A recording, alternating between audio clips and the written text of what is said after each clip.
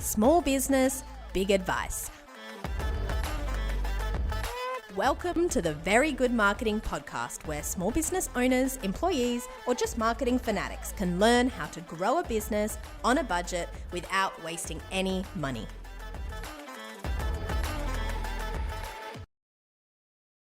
Welcome to the Very Good Marketing Podcast. My name is Shannon and I'm here with small business marketing consultant and expert Amy Milosevic, and today we are going to talk about the ways that you can convert leads to customers. So Amy, last episode we talked a little bit about CRM systems. So say I'm a small business owner.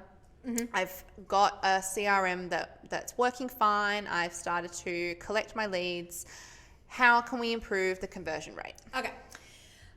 So if you haven't been using a CRM before and you've started using it, I guarantee you will have already noticed improvements. Okay. Just from recording that information, from giving yourself reminders to follow up with people, etc. But there are quite a few ways that you can practice good marketing in this context, I suppose. And I'm going to run through a few of them, see how much time we have today. Otherwise, if you've got time, we'll definitely do some more next week. But so you've got an inquiry coming in, and I want to preface, this isn't an e-commerce scenario, because I understand this process relies on someone doing the selling. Mm-hmm. So a lot of small businesses, whether you are B2B or B2C, there will be a personal component that overshadows a lot of these activities. So the very first thing that I want to talk to you about is this idea of not being the hero.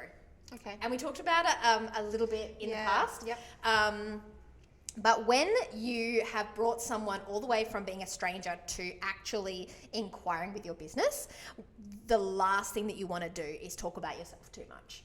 And the reason is because this person obviously has a problem that they would like you to solve. Mm-hmm. And they're actually looking for you to convince them to buy your product and service. They're interested enough to give up their time to submit the inquiry or to make the phone call. And your ability to understand their problems and match your solution to that problems is the thing that's actually going to make sure that they convert.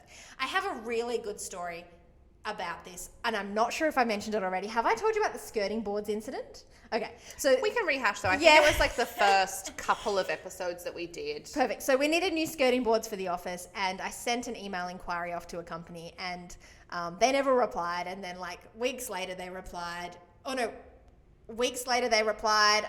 and then I replied again, and then weeks passed after that, and then they replied ignoring my original email, and it just went back and forth for ages when I was desperate to buy these products because they were the only company that stocked it, for them to not actually sell it to me. And I was so confused because this was the perfect example of underselling. They had given this task to maybe someone who was working part-time, maybe someone who was just sitting at the reception counter. There was... Or not enough people to do the job. If they were getting too many. Oh, it was hands down underselling at its finest. It was their job to deliver me a quote, but they could not even do that. So it was textbook bad experience. So they did not win my work. But the point of the story is they did not once ask me any questions about my business, location, what requirements I needed, what their product was going to do. I already knew that they were going to be the solution to my problem, but all she had to do was give me a call and ask me a little bit more about the project, a little bit more about how much I thought I needed, and actually focus on me in the conversation and in the emails rather than just talking about what they could do, so that we had the opportunity to interact and I could buy their product.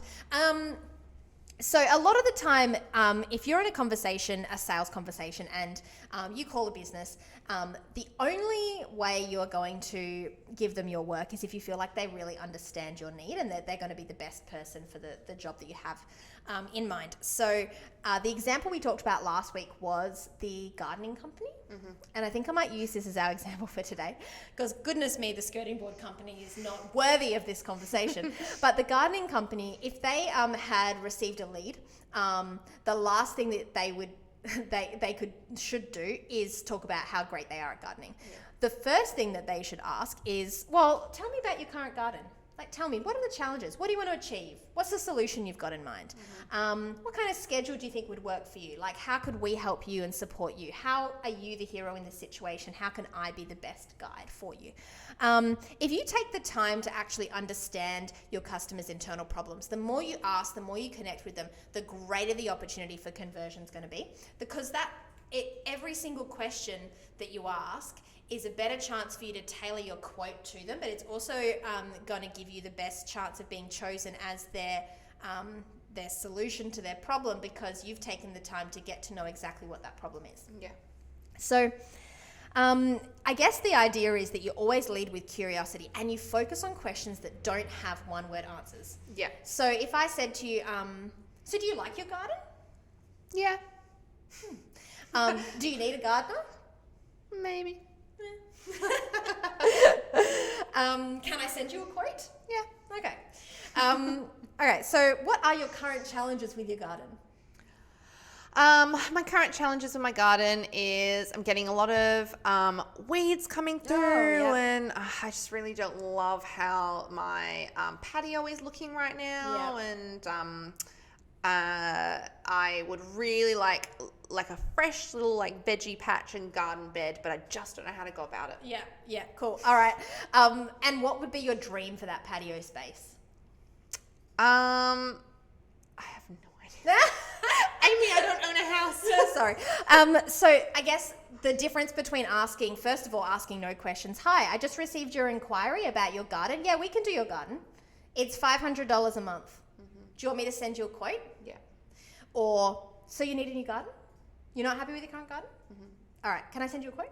Or, tell me about your current challenges with your garden. What do you want it to look like? I just want to ask you a few questions to see whether we'd be the right fit for you. I'd love to chat. I love gardens. There's a lot in that first set of questions and that first dialogue that you have with someone that first of all can be done a lot better over the phone. So if you do get the opportunity to get someone on the phone, I definitely think it's worth it. The second thing is that the more you spend with them on the phone, like the longer that you spend, the more time they think that they've invested with you, the more likely you are to win the sale. And the more that you have the opportunity to go, you know what? Yeah, weeds are a massive problem in Perth at the moment. Like, I don't know what it is, but we are seeing weeds everywhere. And it's just changed the way we've been thinking about the service we offer because, you know, and just having a bit of a dialogue like that where you really start to connect with the customer where you're like, goodness, I hate weeds. And you're like, I hate weeds too. I've got so many of them. Weeds. Oh I my think, gosh. Another interesting thing, funnily enough, from me even saying like, I don't know what I want to do with the garden. But also you have to leave some space for the fact that your customer might not always know exactly what solution it is they're after. And I think by taking that time to really tease it out of them and to have that discussion with them, you might find out that they want a little bit of consultation from you. They want your advice. You're the professional. They've come to you for your service for a reason. And if it were me looking for help with my garden and all I know is I just don't like the way it looks, and I just want someone to come and have a look at it and see what the space needs and just help me. You've got way more capacity to upsell. Like Amy said, you can maximize your quote. You're not just kind of cutting the conversation short by making assumptions or by asking those really closed questions. So I think, you know, don't overestimate what your customer knows either. Don't underestimate, but let them tell you.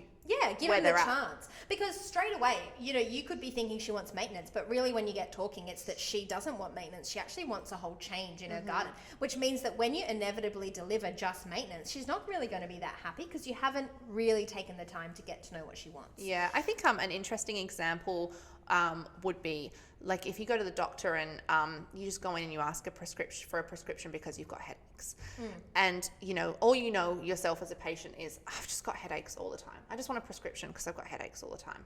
But then a GP that you would probably value more than someone that just gives you the script would be someone that investigates. Like, what's going on in your life? Tell me. Are you getting enough sleep? Are you sitting down in an uncomfortable position? Have you got bad posture? Is it something to do with your sleeping? And then, you know, in terms of your quality of experience as a patient, you would probably come out of that consultation thinking like, I'm really well cared for. I've got a plan. I know how this is going to happen in the future, rather than just walking away with a prescription. And I think that's kind of a good example of giving a really short, snappy, to the point service versus a well-rounded, holistic. Yeah. And you're always going to choose the business that provides you with that over another company that just gives you what you've asked for, if that makes sense. Yeah. So a lot of these services, in fact, a lot of the time, if you're dealing with a lead, you could be one of 2 or 3 or 4 or 5 other businesses that have received that phone call asking for a price or asking for a service. And the better you can do at connecting with them, the greater your likelihood of being the one that's chosen is. The other thing that you can do with some of these exploratory questions is test the ground. I'm going to say this is an advanced technique, but you can test the ground to see kind of what problems they're actually intrinsically experiencing. Mm-hmm. So as you're talking to me about your garden and you're talking about weeds, I go, do you spend a lot of time, picking weeds? And then you go, oh my gosh, so much time. And I'd be like, yeah, it's just one of those things, isn't it, that takes up so much time. In fact, garden maintenance takes up so much more time than you realize, doesn't it? And then you go, yes, it does. And then you go, okay, well, they're time poor. I know one of their things is they're being time poor. Yeah. So then when you start talking, you go, look, we know how long it takes to keep this stuff sorted. We can come in once a month. We can look after all the maintenance for you. We've got a team, which means we can be in and out of there in 5 hours. It means you never have to touch a rake all month. And then they go, oh yeah, I get all that time. What am I going to do with all that time? Yeah. That's another one. Another one is what you just said before, the design's not quite right. So if you kind of hinted to me that, I'm not that, enthralled by the garden at the moment. Like it's not inspiring me. Mm-hmm. And that's a really good opportunity for then, for me to be like, there's so many amazing plants at the moment out there that are just so inspiring, and the trends in landscaping has changed so much, and there's so many really cool things that can be done to just really create this space that you just are obsessed with being amongst. Mm-hmm. And then if that's something that clicks, then you can go, okay, well, I can actually come out and do a consultation for you. We can plan the space together, and we could see if we could bring any of this stuff to life before winter. And that's another way, I guess, of kind of trying to figure out what those problems are so that you can put yourself in the best position to be the one that's chosen. And that whole thing is about not talking about yourself first and putting their stuff first. Mm-hmm. So it's even starting with just like a friendly introduction. Listening and actively demonstrating interest, offering on-the-spot value. So again, these trees are actually really popular now, and that would be kind of great in your area near the sea or whatever.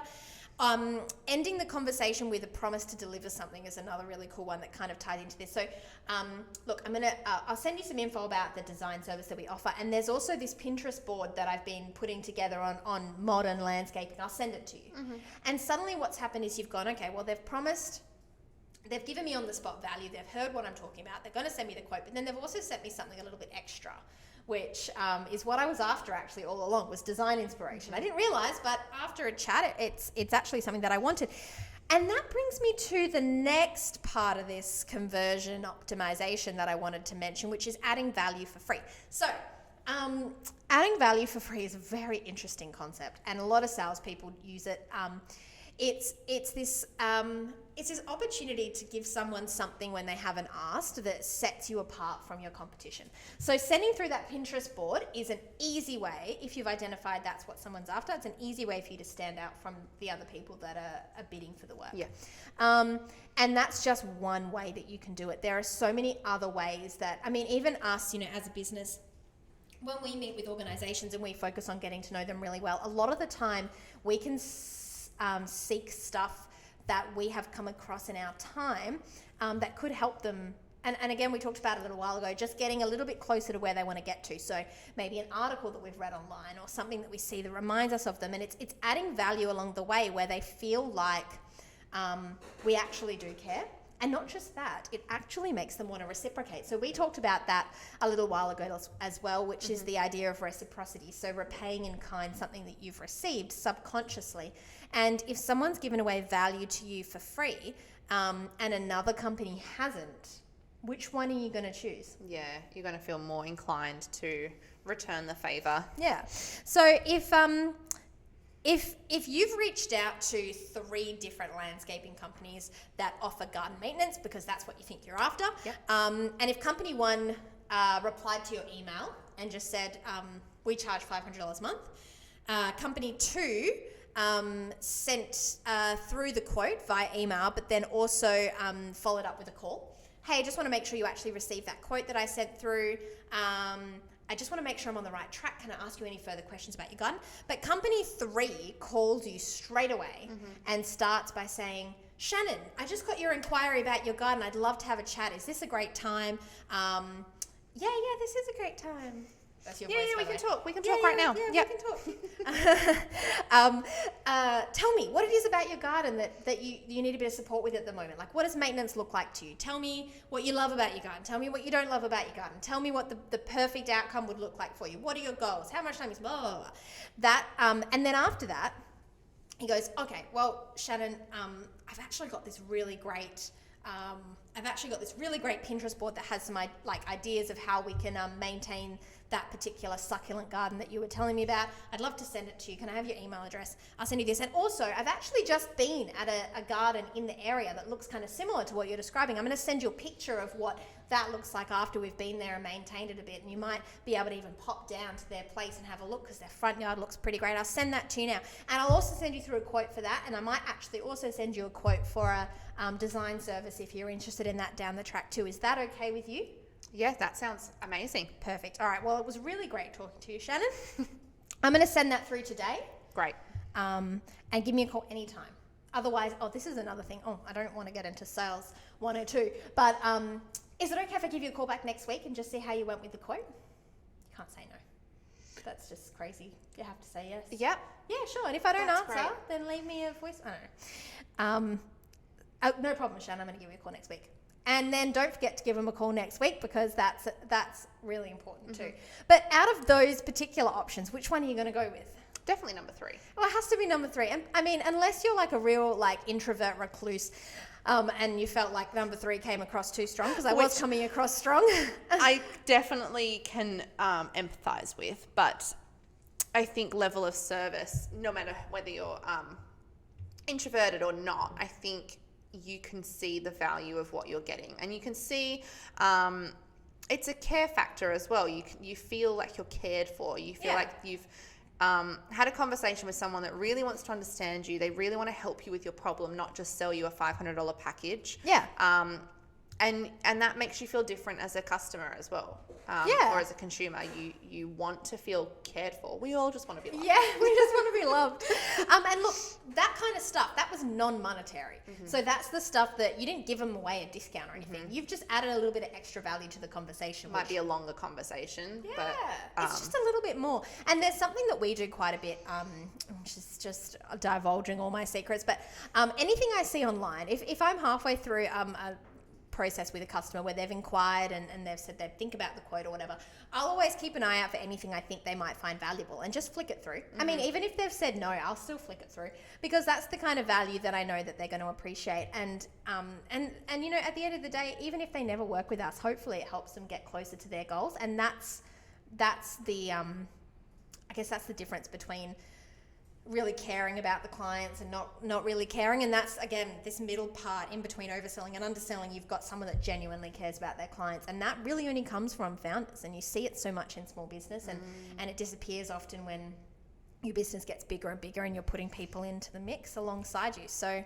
but I do think and something that kind of crossed my mind in the last episode as well, I think it comes from founders, and founders have that heart and soul because that's why they've started the business in the first place. But I think as long as you keep your staff informed on why these things are important, you know, if you understand this concept of why you're taking the time to have a 15-minute conversation with a potential customer as opposed to a 5-minute conversation or just an email, I think if you educate your staff and if you really take them along on this journey with you, they'll understand and see the value in that as well. And you know, I think that's kind of all part of building your internal brand and making your staff and the people around you just as excited and just as invested in your customers and their journey as you are. Because they have to, like, you know, your staff, I mean, I know everyone just kind of goes to work and that's that, but your team have to have some kind of investment in your customers and your client base. And I think as long as they can kind of see the value in all of these things, I think then they'll get a bit more excited and more invested by it. It also, having that also creates, I guess, the permanent change that you need. So if you did all get together and everyone really was invested and you were all quite transparent and aligned on stuff like this, it's easier for you to make a change that everyone's excited about and for that change to stick. If you think about culture and really good culture, often culture is I guess, good culture is the catalyst for a lot of permanent change management and a lot of high performance, and it's very, very important. So that's, I guess, all part of the same thing. If you really take the time to bring your employees and your staff and your team on that journey with you, the higher chance you're going to have to not just convert customers, but to create this system within your business that's going to exist forever. It's such a valuable thing. I mean, one of the things, and this is going back to a technical part, one of the things that a CRM does that a lot of businesses don't realize is it captures the knowledge capital within your business that can disappear quite quickly without it. So when I talk about knowledge capital, I mean it's the knowledge that lives within your entire business that is often never codified and captured. And you could have Roger, who's worked in the landscaping business since its inception in 1982, and Roger could retire. Yes. And if you don't have a system in place to get all the information out of Roger's head into the business, then Roger's going to leave and you're going to have no idea who your customers are and who's been in touch in the last 20 years. Even beyond that, asking, what kind of tools do you use organically as part of these conversations? What kind of trends have you noticed? Anything. I mean, to be really honest, when I was at uni, I did a unit in commerce on knowledge capital. And it was very weird because I actually think I failed that unit the first time I took it, and I had to take it twice. And it is the only unit at uni whose textbook I have kept. Whose and the information within it I have referenced so many times with clients. It's because the idea of sharing, codifying, capturing knowledge capital applies to so many parts of business, especially businesses that rely on people to execute a lot of the tasks. So there was a lot of info in there. There was a lot of case studies, and I still reference them a lot today, but there was one in there that I remember. It was a large organization that do these stalls, and they get different divisions of their business and different teams to set up stalls, like cake stalls, every month, and they rotate through, and they set up something, and it has to do with the project they're currently working on, and everyone goes from stall to stall learning a bit about what this particular group is doing as part of their role or what project they're working on to share knowledge capital. And we talk about it in a lot of contexts, and one of them, is directly relating to this and converting leads to sales, how we talk about capturing the founder's knowledge and their knowledge about industry and clients and relationships and conversations and all that kind of stuff. But we actually talk about it a lot with content marketing. And I'll tell you why. It's because in an organization, you might have a big organization or a medium-sized one. Say you have 200 staff. And that's, I guess, still a small, medium-sized business. But if you've got 200 staff and they're all working on different projects and you are in a marketing role, you would benefit so much from having a kind of formal knowledge sharing arrangement where you could learn about the projects that are happening around you so that you can add value and they can add value to what you're doing. Beyond, the value they could add to each other's work. If you could find a way of sharing knowledge to improve the value that you are then taking out to market, then you're always going to do better than a company that has a really siloed marketing and sales team. So knowledge capital is such an interesting part of small business. I actually I have this thing that I think if you've got the capacity to have an internal marketer or a marketing team, I actually think that they should be as integrated with the other arms of your business as they possibly can be, because and it's something that we have talked about here quite a bit. You can't do your job as a marketer if you don't know what the business is doing, or you don't know what projects are coming up, or what's in the pipeline, or any struggles that staff might come up against because there's not enough information out there about a particular product or service. And I'm actually I think it's really important for marketing to underpin everything kind of within your business as much as it possibly can, and not sit outside as another arm of the business. I think it's like IT or something where it's like every single person will benefit from having someone internal. A good IT system, just like they would a good marketing process. Definitely. Look, it's such a double-edged sword though, but and we talk about this all the time. Having someone internal, often businesses can only afford to hire one or two people internally, and they're expected to be like a marketing unicorn, and that also poses a problem. It's such a hard thing to get that balance right, and I'd love to be able to have the solution for that, but the reality is that marketing is a really hard thing for small businesses to tackle. There's so many different facets involved, and I mean, we've even talked about it here, like when you're exploring marketing channel, yes, the process of creating the marketing strategy and choosing the channel should always lie within the business, but often you'll need this technical component which is external that you have to go out and find because you don't have the skills internally. So and that's why agency is handy, because we have so many of the skills readily available. We just don't get to know the businesses as well as someone. But if they still had that knowledge sharing, because there's no reason why as an agency you couldn't have access, and there's some information that would always be private, but you could have access to some form of that knowledge database, and then you know exactly what you're dealing with. I mean, knowledge in a sense, there are so many ways of sharing it. I mean, a lot of companies have like intranets and staff newsletters, and we do lunch and learns internally, and we share knowledge and things like that. Imagine if you had a sales team that had 3 or 4 people in it, and every Monday they all reflected on the sales opportunities and challenges that they've been experiencing over the last week. If everyone's working on different leads that are coming in, and you actually take the time to go, I was dealing with this person, this is my experience. There's so many ways to collaborate and share information that can benefit all parties. I mean, we used to sit in on sales meetings with a particular client, and we facilitated them, I think, every single week.